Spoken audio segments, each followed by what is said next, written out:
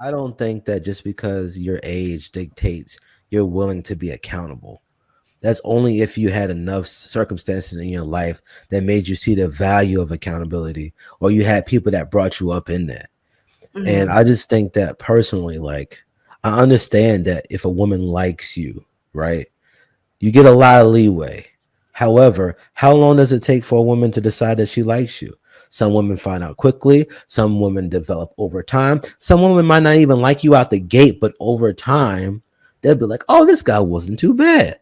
The thing is as brothers, we have to make decisions based upon the information. And we got to figure out, since we're going to be basically doing most of the front loading as far as taking a lot of the financial risks and physical risks of this relationship, you should think about who it is that you're dealing with, and think about the situations and what can come forth as much as possible. Because as much as women don't want to admit it, patriarchy is the reason why guys are still willing to take care of y'all, even though they may not get nothing from y'all for years.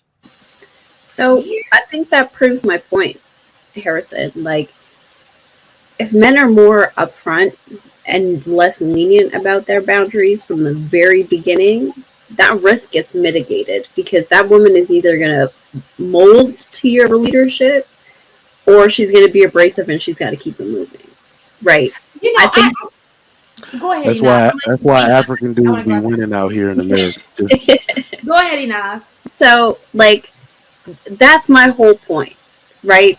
Is men will decide like this level of tolerance that they have for things, right? And then bottle that up as that progressively gets worse because now you've dictated what accountability looks like in a relationship. Women don't necessarily learn accountability from their girlfriends. Yes, some girlfriends hold each other accountable. Yes, some women will hold each other accountable. But that's not where women really learn accountability. It's from men, right? So if men are like, listen, this is how I do things. You're either going to fit my program or you're someone else is going to take your spot.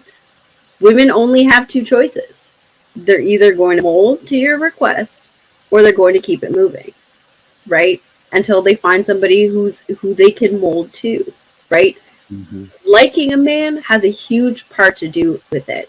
Yes, some women take some time, but you know what really speeds up that process is a man that doesn't play about his boundaries. Yep. Yep. That inspires so much respect. And we've heard time and time again the way that men feel loved is the language of respect. If you respect yourself enough to not play about your boundaries, that woman will respect you. Respect you enough to get out your way or respect you enough to follow your program. That's it. Those are her only options. Well, sometimes leaving is also a level of accountability. If you sit here and you see this woman and she clearly is doing a whole bunch of stuff that you don't agree with, mitigate, that's another way to mitigate risk. If you see people shooting down the street, I can mitigate risk and go the opposite direction and not be the next person shot. If this woman is showing me clear things that I know is an issue, I'm mitigating risk, and I'm also showing a level of accountability. Hey, it was a pleasure meeting you, ma'am. You take it easy, enjoy the rest of your day, and break out. And So then my she can be like, then she so, can just turn around and just either wonder about it, or B, she can start like she can start just going to the next guy. Listen, accountability don't always mean I got to tell you what you did wrong. I ain't got to be in your face teaching all this stuff. Sometimes just the consequence of your action. Like if this is the fifth guy in a week that just said the exact same thing to me and you walked away, then you can sit down and be like, huh, it's a very odd occurrence that this keeps happening. Or you can fifth be guy in a like, week. you said what? It's a hypothetical situation. Okay, that's very helpful. So my whole point in this, I think we just went down a rabbit hole. My whole point is this: is if you have a person, don't just go by her looks. Always test her. Like, give her a real scenario. Like Zena said, set boundaries. Say what it is that you want, just to see if you're compatible. Just give it a chance. Don't automatically think just because she's a nice looking woman, oh, she's used to this, and this, because you may be missing out on your blessing because you're not really going in being authentic. Does that make sense? I agree with you 100%. Setting the foundation, setting boundaries, Mhm. being respectful, being upfront. I'm with all of that.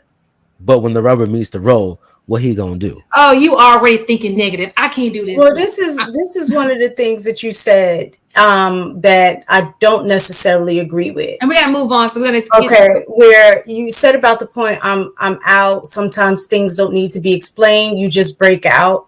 I always think, and this is just me, you always want to give the other person an opportunity to know, even if you know that you're breaking out, like I'm not dealing with it. I think it's a great idea to tell her why you're leaving, why you don't want to be. And the reason is not necessarily for you.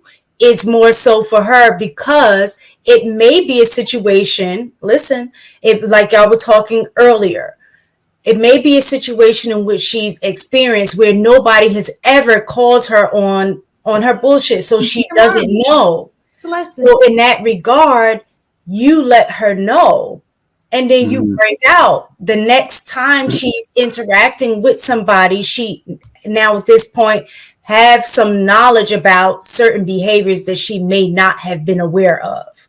It's not Yeah. Let me say this real fast. I'm gonna let you go, Mike. This whole ghosting is so immature. It is like it is the most immature thing I have ever seen in my life. Have a freaking backbone. Talk to people. If you spend enough time, it's a level of respect you have for people just for being human beings. Okay.